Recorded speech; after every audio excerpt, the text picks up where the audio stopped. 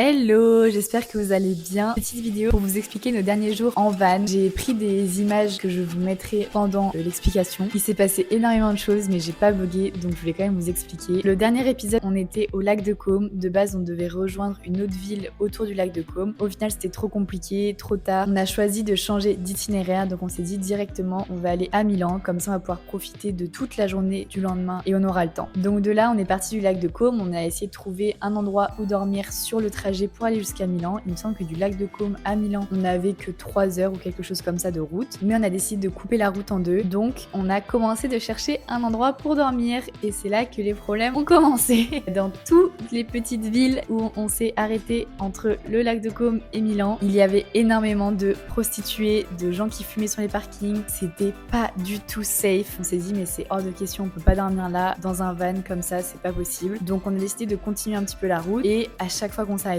c'était le même problème, on se sentait pas en sécurité. Donc on a joué au culot, on est rentré sur un parking d'un hôtel qui avait la barrière ouverte et on s'est garé là-bas. On s'est dit au pire, ils nous demanderont de partir, mais on se sentait vraiment pas en sécurité de dormir dans une ville. Personne nous a rien dit, on a pris notre petit déj, on s'est préparé, etc. Ils nous ont rien demandé, rien dit. Je pense que c'était un des soirs où je me suis sentie le plus en insécurité de tout le séjour. Genre vraiment, c'était horrible. Le lendemain, on va direction Milan, on était à un peu moins d'1 heure de route, on s'était renseigné où on pouvait se garer pour profiter de Milan toute la journée. On nous avait bien dit de surtout, si on était en van, prendre un parking souterrain ou prendre quelque chose de vraiment safe parce que sinon on allait nous arracher le van et nous voler nos affaires dans le van. Donc je vous avoue que quand j'ai lu tous ces commentaires, j'étais en mode pas du tout rassurant. Donc on a décidé de payer un parking souterrain dans un centre commercial. Au moins on était sûr, on était tranquille, on a pu profiter toute la journée et on n'était pas stressé. On se balade, on voit plein de choses, c'était trop cool, trop sympa. Je vous mets quelques images.